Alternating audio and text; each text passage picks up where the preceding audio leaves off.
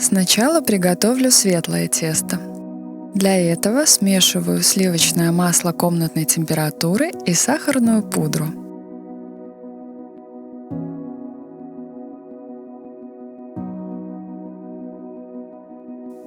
Всыпаю соль.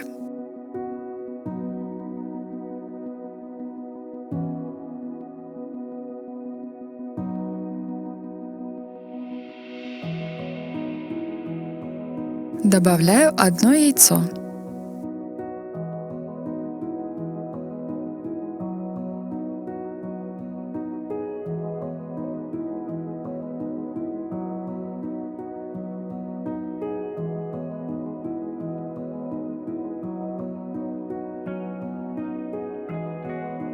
Добавляю муку.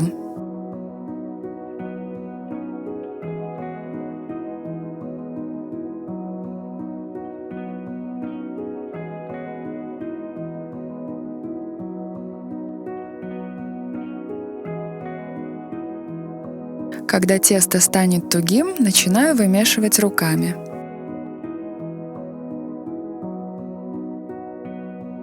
Вымешиваю тесто руками в течение 3 минут. Тесто получается очень мягкое и пластичное. Накрываю тесто и оставляю при комнатной температуре на 60 минут.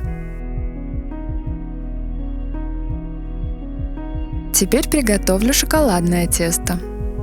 Для этого смешиваю сливочное масло комнатной температуры и сахарную пудру. Добавляю одно яйцо.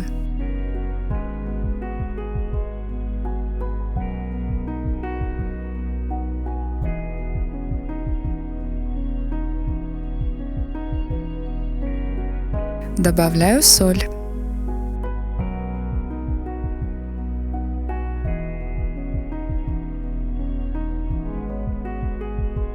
Добавляю какао и тщательно перемешиваю.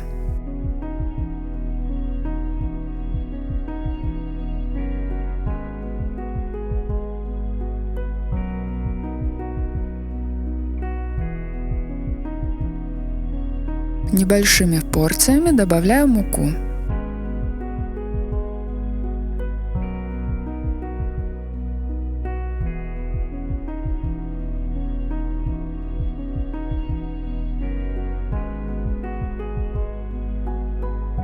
Вымешиваю тесто руками в течение 3 минут.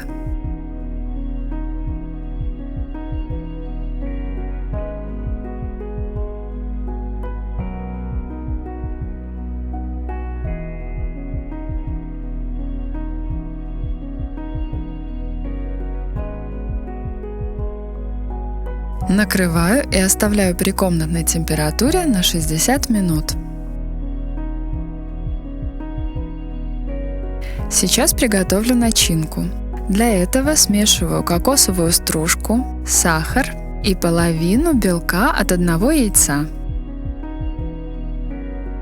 Получается густая начинка, которая очень хорошо лепится.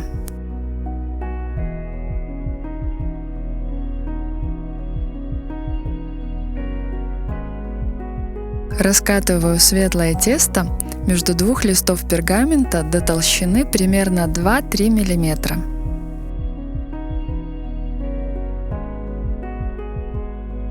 Также раскатываю шоколадное тесто.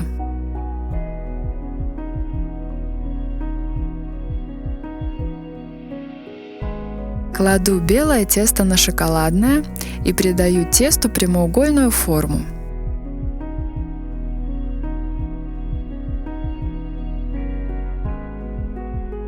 Нарезаю на квадраты.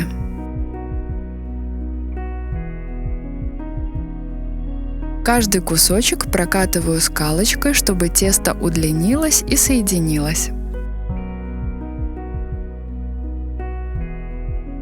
Придаю печенью вот такую форму.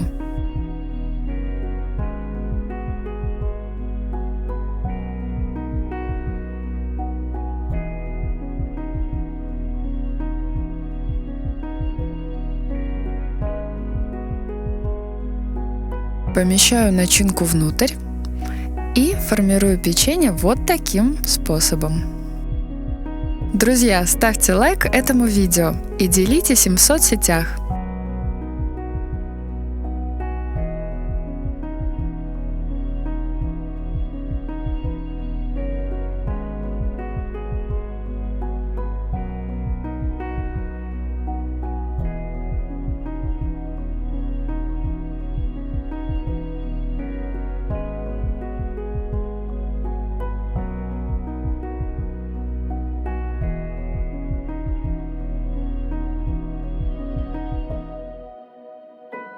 Выпекаю при температуре 170 градусов 12 минут.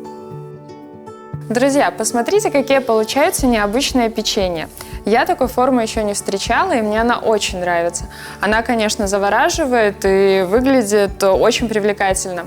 Очень хочется попробовать, что же внутри.